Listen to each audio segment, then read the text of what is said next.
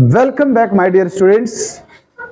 आज से हम लोग नई यूनिट स्टार्ट कर रहे हैं, new chapter, new unit, that is name as thermal properties of matter. यानी कि इस यूनिट में अगर हम बात करें तो temperature, heat, flow of heat, measurement of heat, Carnot engine और डिफरेंट चीजें हम लोग सीखेंगे। अभी जो फर्स्ट आर्टिकल डिस्कस करेंगे इसका नाम डालें आप लोग, कॉन्सेप्ट ऑफ हीट। क्या होता है, जरा हीट पे बात करते हैं। देखो एक बात सुनो, अगर हम बोले लाइट तो light is a form of energy. हम बोले work is a form of energy. Sound is a form of energy. वैसे ही हीट भी क्या है, फॉर्म ऑफ एनर्जी है। पहली लाइन तो यही आएगी, तो सबसे पहली लाइन लिखना, heat is a form of energy. Heat is a form of energy. Form of energy. अब आप समझना मेरी बात को, अगर हम सिर्फ इतना लिख के अपनी बात को रोक दें कि heat is a form of energy, तो कोई बच्चा कह सकता है सर वर्क भी तो फॉर्म ऑफ एनर्जी है। क्या कोई डिफरेंस है दोनों में? है डिफरेंस। हीट और वर्क में डिफरेंस है।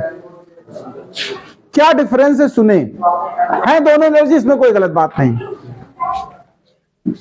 तो रुक जा, निकल जा। तो मैं कह रहा था हीट और वर्क दोनों में थोड़ा डिफरेंस है। कैसा समझना जरा।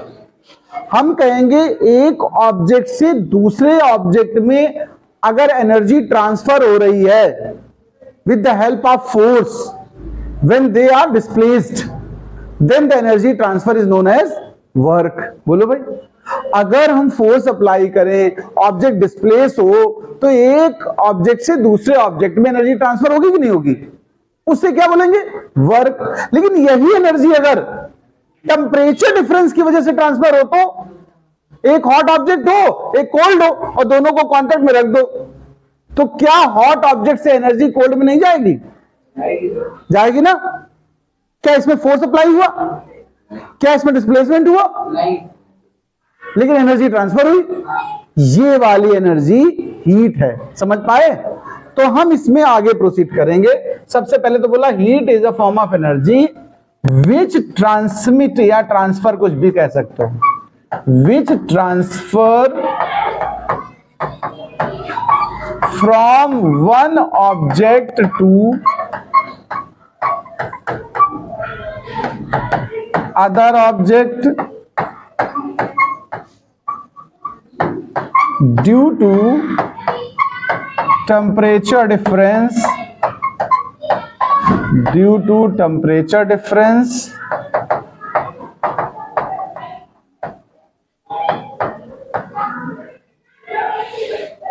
between them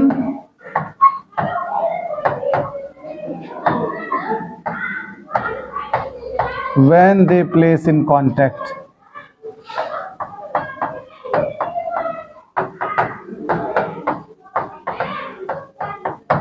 अब हम वर्क को भी एक लाइन में बता ही देते, इसी साथ साथ हम कहेंगे जबकि वर्क हमारा एनर्जी ट्रांसफर होने का वो प्रोसेस है जिसमें डिस्प्लेसमेंट हो रहा हो। While work is the amount of energy which transfer from which transferred from one object to other by applying force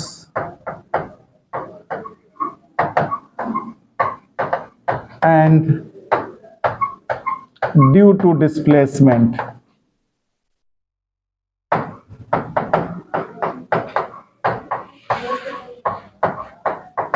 देखो अगर एसआई यूनिट की बात करूं मैं, एसआई यूनिट ऑफ हीट, तो भैया लोग ध्यान रखिएगा जूल ही है। जो वर्क की, ये वर्क ही है एक तरह से, एनर्जी या वर्क, बट रीजन अलग अलग है। तो हम लोग एसआई यूनिट तो क्या बोलेंगे, जूल, बट या सीजीएस अर्ग, एसआई सीजीएस अगर कहें तो वही है जो एनर्जी के होते हैं। हाँ, अदर यूनिट या प्रैक्टिकल यूनिट जो हम लोग प्रैक्टिकल पर्पज में हीट के लिए यूज करते हैं वो कैलोरी होती है। क्या होती है, कैलोरी लिख लें। इनमें रिलेशन होता है, आपने सुना होगा शायद, 1 calorie is equal to 4.18 joule, या फिर 1 calorie is equal to 4.2 joule. ये रिलेशन नोट करें। देखो थोड़ा यहां ध्यान देना, ये जो जूल है ना, यहां मैंने थोड़ा सा राउंड ऑफ किया। पहले तो कैलोरी की स्पेलिंग सही कर लो, IE। ये कह रहा हूं 1 कैलोरी ये भी है और 1 कैलोरी ये भी है। ये दोनों वैल्यूज देखा जाए तो राउंड ऑफ करके बनाई गई है। ये 4.18 को राउंड ऑफ करें तो क्या बनाएंगे, अच्छा एक बात समझना, कौन सी वैल्यू लेनी है मुझे, तो सुन लीजिए, अगर हम कैलकुलेशन कर रहे हो और हमारे पास कोई डेटा 418 हो या 41.8 हो, मतलब ये डिजिट अगर उसमें है उस डेटा में, तो ये ले लेना वैल्यू। और अगर वो 42 है यानी 42 या इसका मल्टीप्लायर या 21, मतलब जिससे इजी हो जाए कैलकुलेशन वो वैल्यू ले लेना बस। या फिर गिवन हो तो अलग बात है, जो गिवन होगी वो लेंगे। अपने मन से हम दोनों में कोई भी लेंगे नीड के अकॉर्डिंग, जिससे हमारी कैलकुलेशन आसान हो जाए। क्लियर बात। यही इसी रिलेशन को हम बोलते हैं वर्क एनर्जी इक्विवेलेंस। डाल दें, हेडिंग टाइप से डाल दें, वर्क एनर्जी इक्विवेलेंस। ये इक्विवेलेंस है, मतलब ये रिलेशन होता है। W इज इक्वल टू, ऐसे फॉर्मूला होता है JQ, ये फॉर्मूला है वर्क एनर्जी इक्विवेलेंस का। हम लिखते हैं W is equal to JQ। J क्या है, एक कांस्टेंट है, where J is a constant. इसी की वैल्यू है J इज इक्वल टू 4.18 या फिर 4.2। ये फैक्टर है, इसको नोट कर लें। देखो कैलोरी को भी डिफाइन कर लेते हैं, कभी पूछा भी जा सकता। वैसे 12th स्टैंडर्ड में कैलोरी की डेफिनेशन पूछी नहीं जाती, बट आपको नॉलेज होना चाहिए फिर भी। बिगिनिंग के लिए था ये छोटी क्लास में, बट हम बता देते हैं कैलोरी है क्या। 1 कैलोरी यूनिट अगर होती है वैल्यू, तो ये किसके इक्वल होगी। सुनिए मेरी बात ध्यान से। एक रिलेशन है छोटी स्टैंडर्ड में, Q is equal to MC delta T। नहीं भी सुना तो आज जान लीजिए, इसको आगे फिर हम पढ़ाएंगे, ये फार्मूला फिर से आएगा भी। यहां पर ये जो टर्म है इसको बोलते हैं स्पेसिफिक हीट। क्या बोलते हैं, स्पेसिफिक हीट। ये बात याद रखिएगा, Q is equal to MC delta T। ठीक है, यहां से हम लोग 1 कैलोरी की डेफिनेशन निकालेंगे। स्पेसिफिक हीट जो C होता है वाटर के लिए 1 होता है। कितना होता है, C की वैल्यू वाटर के लिए कितनी होती है, 1 स्पेसिफिक हीट। तो हम लोग कह सकते हैं, देखो C तो 1 हो गया पहले से, अब हम थोड़ा लेट कर रहे हैं। M is equal to 1 gram और delta T is equal to 1 degree Celsius. जरा प्लीज ध्यान से सुनिए, तो Q इज इक्वल टू 1 आएगा कि नहीं आएगा, ये इस रिलेशन से आता है। बट हम डेफिनेशन में सिर्फ इसी बात पे ध्यान देते हैं। हम ये कहेंगे कि अगर वाटर की 1 ग्राम अमाउंट का टेम्परेचर 1 डिग्री रेज कराना हो, तो जो हीट सप्लाई करेंगे हम वो कितनी होगी, 1 कैलोरी होगी। इसको डेफिनेशन में ऐसे बोल सकते हैं, the heat require to change temperature of 1 gram of water by 1 degree Celsius is known as 1 calorie heat. नहीं समझ में बात। अगर 1 किलोग्राम वाटर लेते तो ये किलो कैलोरी हो जाती। क्या हो जाती, किलो कैलोरी हो जाती। अब ये लेकिन एक्यूरेट डेफिनेशन नहीं है। ये एक्यूरेट कब होगी जरा भी समझ लो। जो मैंने अभी बताया ये बहुत अच्छी डेफिनेशन नहीं है। मैंने क्या बोला आपसे कि 1 ग्राम वाटर का टेम्परेचर 1 डिग्री सेल्सियस बढ़ाने के लिए जो हीट रिक्वायर्ड है वो 1 कैलोरी, यही तो बोला हमने। टेम्परेचर चेंज कितना बोला? 1 डिग्री सेल्सियस, यही तो बोला है। चेंज कितना करना टेम्परेचर मुझे वाटर का? लेकिन ये 1 डिग्री तो ठीक है, लेकिन कौन सी जगह? 14.5 डिग्री से 15.5 डिग्री पर्टिकुलर है, यहां के लिए जो बनेगा वो 1 कैलोरी है। रफली हम बोल देते 1, लेकिन हर जगह नहीं कि 99 से 100 कर लो, वहां भी तो 1 चेंज हुआ। 50 से 51 कर लो, वहां भी टेम्परेचर 1 चेंज हुआ। वहां सब जगह कैलोरी में वैल्यू थोड़ी अप एंड डाउन रहेगी। एक्यूरेट 1 कैलोरी, स्टैंडर्ड 1 कैलोरी की अगर बात करूं तो हम कहेंगे the amount of heat required to change temperature from 14.5 degree to 15.5 degree Celsius of 1 gram water is known as 1 calorie heat. ये बेटर डेफिनेशन है। आपको यही सिर्फ डायरेक्ट लिखनी, तो लिखिए the amount of heat,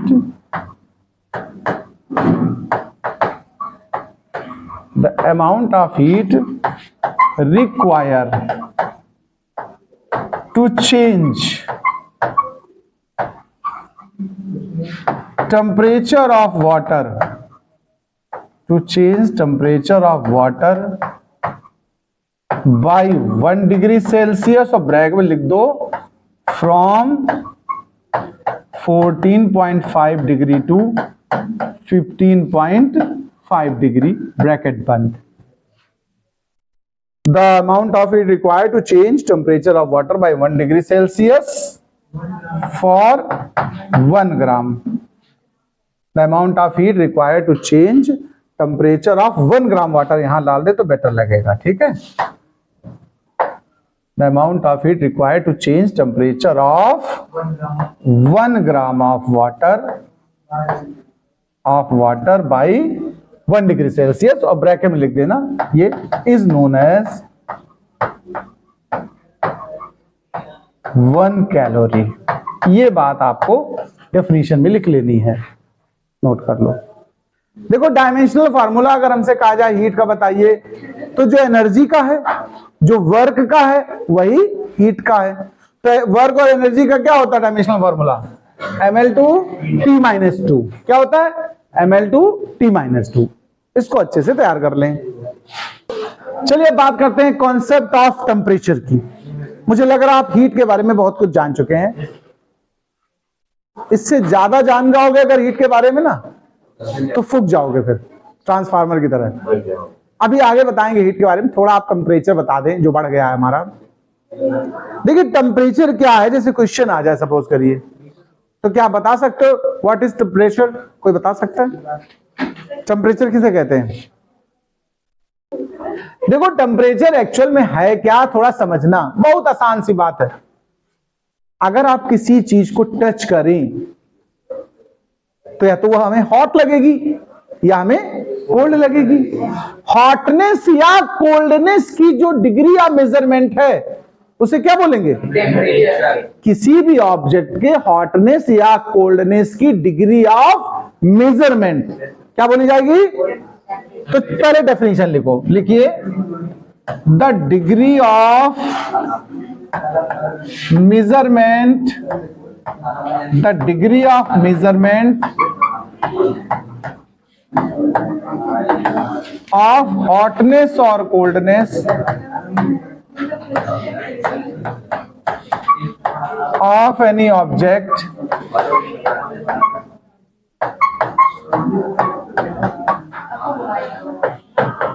is called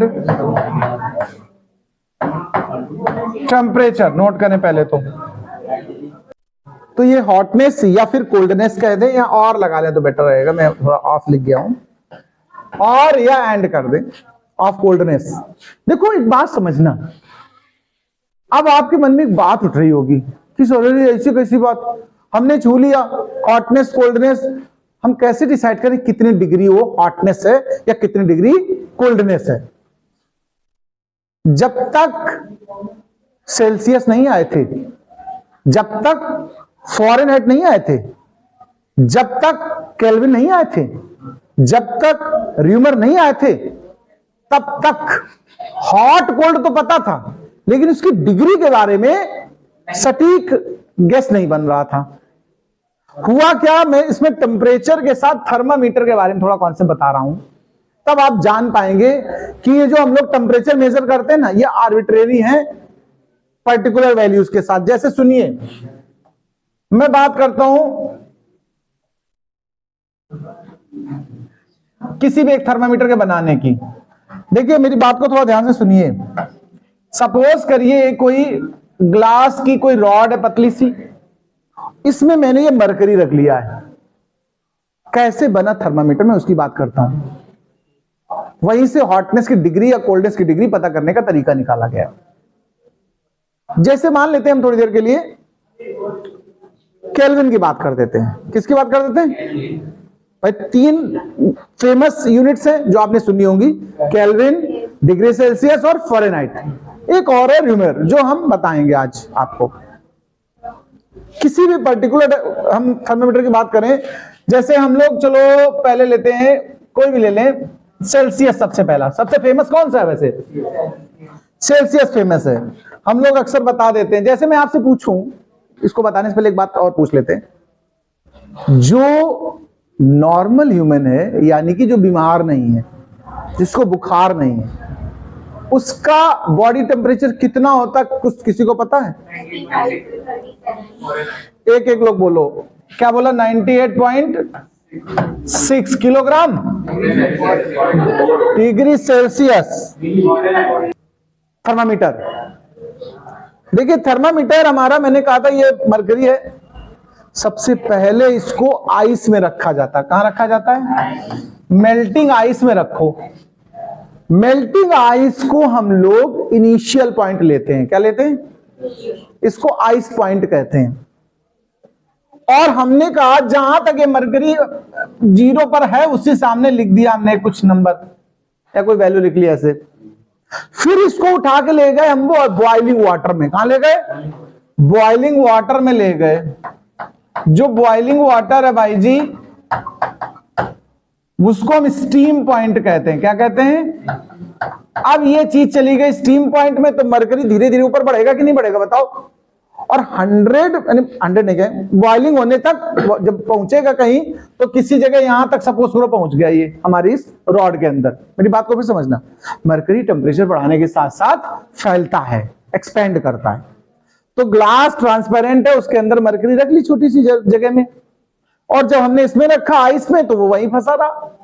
फिर हम इसको ले गए बॉइलिंग वाटर पे, तो उसका लेवल बढ़ा, और जहां तक बढ़ गया पीक तक, उसके बाद जब रुक जाए एकदम, फिर ना बढ़े, उस सामने निशान लगा लो।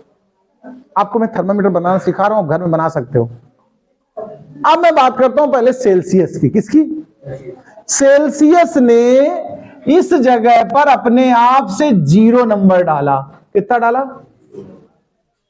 और ये पूरी जो डिस्टेंस है ना, आपने कभी ज्योमेट्री में पढ़ा होगा, divide any line in equal 5 parts, equal 7 parts, ऐसा पढ़ा कि नहीं पढ़ा?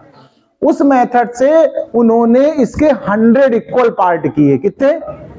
100 इक्वल पार्ट कर दिए। अब यहां मैं 100 नहीं कर रहा हूं, मैं कुछ ऐसे अंदाजा लिख दे रहा हूं, और सबसे ऊपर वाले को 100 लिख दिया और नीचे वाले को 0 लिख दिया। क्लियर बात? यहां से स्केलिंग हो गई। अगर किसी का समझ लो टेम्परेचर 37 है मनुष्य का, तो इस 37 के सामने तक वो मरकरी चढ़ेगा उसको टच होने के बाद। इसी से पता चल गया कि उसका नॉर्मल है टेम्परेचर या नहीं है। इससे नीचे रह गया मरकरी का लेवल, तो मतलब उसे उसकी बॉडी कोल्ड हो गई है, और इससे ऊपर चला गया है तो उसे फीवर आ गया है। बात समझ रहे हैं? इससे पहले कोई एक्यूरेट मेजरमेंट नहीं था, एक आइडिया नहीं मिलता था। हम लोग छू के एहसास कर लेते थे कि इसको बुखार है या नहीं है, लेकिन कितना है ये नहीं गैस हो पा रहा था। ज्यादा गर्म महसूस हुआ तो उन्होंने कहा बहुत ज्यादा बुखार आ गया है। तो सुनिए मेरी बात, अब हर एक बीच के सेगमेंट की वैल्यू कितनी हो गई? 1 डिग्री। 1 डिग्री सेल्सियस क्या हो गई? ऐसे मेजरमेंट हुआ, ये बन गया किसका? किसका बना ये? सेल्सियस का। इसी जगह पर दूसरे साइंटिस्ट लोगों ने क्या किया, जैसे मैं बात करता हूं केल्विन की, केल्विन ने भी काम यही सब किया, ऐसा थोड़ा कि कोई काम बदला है ना। ये आइस पॉइंट निकाला और ये स्टीम पॉइंट निकाला, बस इस जगह डिवीजन बदल दिए उन्होंने। जो वो थे केल्विन, केल्विन ने 100 पार्ट तो किए, कितने पार्ट किए? 100 पार्ट, लेकिन इन्होंने यहां नीचे शुरुआत ही 273 लिखा। क्या लिखा? पहले नंबर को अपने आप को सोचा होगा, उनका मकान नंबर होगा 273, उन्होंने इसको 273 लिखा और 100 कॉलम करके, तो अगला क्या आ गया? 373। अब इसके लिए जो कॉलम के बीच का सेपरेशन हो 1 डिग्री केल्विन है। ये केल्विन की बात कर रहा हूं मैं, ये केल्विन स्केल की बात हो रही। केल्विन थर्मामीटर इस तरह बना, यानी केल्विन थर्मामीटर के हिसाब से जो यहां सेल्सियस में 0 होता है, वही यहां क्या होता है? 273। तुमने कभी रिलेशन पढ़ा होगा, K = डिग्री सेल्सियस प्लस 273, सीखा कि नहीं सीखा? सेल्सियस को 273 में ऐड कर दो तो वो बन जाता है केल्विन। वो यही वजह से है, क्योंकि जहां सेल्सियस ने 0 लिया वहां इन्होंने 273 लिखी। अब जब इनकी शरारत देख करके फॉरेनहाइट ने कहा हम भी कुछ करेंगे, तुम ही कर सकते हो क्या? तो उन्होंने भी ऐसे एक स्केल बना लिया अपना, उन्होंने भी आइस पॉइंट निकाला और स्टीम पॉइंट निकाला भाई जी। तो देखिए फॉरेनहाइट ने अपने आप से क्या लिया, वही एक कह सकते हो उसी तरह से फ्लास्क या एक रॉड ले ली। ये मैं फॉरेनहाइट की बात कर रहा हूं। उन्होंने जब स्टीम पॉइंट पे रखा, आइस पॉइंट पे रखा पहले, तो इसकी वैल्यू को उन्होंने 32 लिखा है। बिगिनिंग कहां से ली उन्होंने? 32 से। और फिर ये जो डिवीजन है ये कितने का डाले? 180 डिवीजन का डाले। यानी बहुत ज्यादा डिवीजन किए कि नहीं किए बताओ? और लास्ट पॉइंट जो स्टीम पॉइंट था उस पे फिर क्या बनेगा बताओ? 180 प्लस कर लो 212। यानी अगर फॉरेनहाइट स्केल में हम पूछें कि आइस का टेम्परेचर कितना होता है, तो आप क्या कहोगे? 32 डिग्री फॉरेनहाइट। और हम पूछें स्टीम का तो 212 डिग्री फॉरेनहाइट। एक बार और सुन लेना, डिग्री 2 में लगता है, कहां? फॉरेनहाइट में और सेल्सियस में। केल्विन एब्सोल्यूट स्केल है, क्या है? एसआई यूनिट केल्विन है, ध्यान रखिएगा। कौन सी यूनिट? एसआई केल्विन है टेम्परेचर की, तो उसमें हम डिग्री नहीं यूज करते हैं। तो आप लोग देखिए, अब एक और बचा र्यूमेर का। किसका बचा? र्यूमेर का। अब मैं उसकी बात करता हूं। तो देखिए र्यूमेर ने क्या किया था, उन्होंने भी यही काम सेम, बिल्कुल वर्किंग सेम है। देखो आइस पॉइंट पे 0 और स्टीम, इन्होंने जो र्यूमेर ने डिवीजन किए ओनली 80 किए। कितने किए? तो पहला यहां 0 है तो यहां कितना हो जाएगा? 80। र्यूमेर स्केल में अगर आपसे पूछा जाए भाई आइस पॉइंट कितना, तो आप क्या कहेंगे? 0। और अगर स्टीम पॉइंट तो 80। हम इन सब में आपस में कभी रिलेशन यूज करना, मेरी बात सुनिए, मैं मेन कंक्लूजन पे आ रहा हूं। अगर आपसे पूछ दिया जाए कभी कि भाई र्यूमेर को केल्विन में कन्वर्ट करो, डिग्री सेल्सियस को र्यूमेर में ले जाओ, फॉरेनहाइट को डिग्री सेल्सियस में ले जाओ, ये आपस में कोरिलेशंस करने पड़े कभी तुम्हें, तो कैसे करोगे? उसके लिए हम फॉर्मूला बनाते हैं, ध्यान से सुनना। सबसे पहले चलो हम उठाते हैं डिग्री सेल्सियस को। किसको? Degree Celsius. डिग्री सेल्सियस का आइस पॉइंट कितना था? 0। और टोटल डिवीजन कितने थे? तरीका समझना, मैं एक फॉर्मूला डेवलप कर रहा हूं। दूसरा उठा लेता हूं मैं, चलो केल्विन वाला। केल्विन में इनिशियल हमारा क्या था? 273। एक्चुअल में 273.16 होता है, पहले 15 हुआ करता था, अब करंट स्टडी में 16 होता है। एक्यूरेसी अगर बहुत ज्यादा करी जाए तो 273.16, लेकिन रफली 273.15, और जाकर राउंड ऑफ कर ले तो 273। हम यहां 273 बता रहे हैं, ध्यान रखना। तो यहां पर जो डिफरेंस हमारा आएगा कितना आएगा? देखो 373, वो 273, हाँ, तो ये 373 माइनस में 273। ये देखो, ये जो नीचे लिखेंगे वो टोटल लिमिट्स का डिफरेंस रहेगा। इसके बाद हम बात करते हैं, अगला क्या था हमारा? फॉरेनहाइट। क्या था भैया लोग? फॉरेनहाइट की इनिशियल वैल्यू कितनी बताई थी? और ये 212 था शायद, -32। और अगले पे आ जाओ, वो र्यूमेर वाले में, तो र्यूमेर का इनिशियल 0 था और फाइनल 80 था। देखो ये रिलेशन बना है। अब इसमें जिनके भी बिटवीन दो के चाहिए तुम्हें रिलेशन, उन दोनों का बना लो। जैसे एग्जांपल में हम यहां से बनाना चाहते थे सेल्सियस और केल्विन का, तो इन दोनों को उठा लो आप। तो देखो डिग्री सेल्सियस बाई 100 आया कि नहीं आया, यहां से इसको सॉल्व करो और यहां देखो कितना आ रहा है, K-273 बाई 100 आ रहा है कि नहीं आ रहा, बताओ। 100 कैंसिल हो गया तो C इज इक्वल टू क्या बना, देखो K-273 या K is equal two degree Celsius plus, यही तो रिलेशन आप जानते हो पहले से कि नहीं, बताओ। मैं आपको एक और सिखा देना चाहता हूं। डिग्री सेल्सियस का सपोज करो हम फॉरेनहाइट के साथ लेना चाहते हैं, ज्यादातर ये भी यूज होता बहुत, तो चलो इन दोनों को उठाते हैं केवल। Degree Celsius by 100 is equal to Fahrenheit minus 32, इनका डिफरेंस करोगे तो कितना आएगा 180। मैंने डायरेक्ट डिफरेंस उठा लिया। इनको सॉल्व कर लो, जो 1 0 ये कैंसिल हो गया, 2 9 जा और 2 5 जा। देखो C by 5 is equal to F minus 32 by 9। कभी सुना हो शायद आप लोगों ने, नहीं सुना है तो इसको सुन लो। ये सेल्सियस को किसमें कन्वर्ट कर रहा है, फॉरेनहाइट में। ऐसे आप जिसको भी चाहे तो इन दोनों दो को लेकर के आप सिंप्लीफाई कर सकते हैं, ठीक है। ये रिलेशंस बनते हैं। एक और लास्ट क्वेश्चन सुन लो, कौन सा ऐसा टेम्परेचर वैल्यू है जो फॉरेनहाइट में और डिग्री सेल्सियस में सेम न्यूमेरिकल वैल्यू देती है, -40। चाहे आप इसमें रख के देखें -40 तो F भी -40 आ जाएगा, या F की जगह रख के देखो -40 तो C की वैल्यू -40, यानी दोनों स्केल -40 पे कॉमन हो जाते हैं, कोलिब्रेट कर जाते हैं, कोइंसाइड कर जाते हैं, ठीक है। ये टर्म जरूर नोट कर लेना, ऑब्जेक्टिव का क्वेश्चन है ये।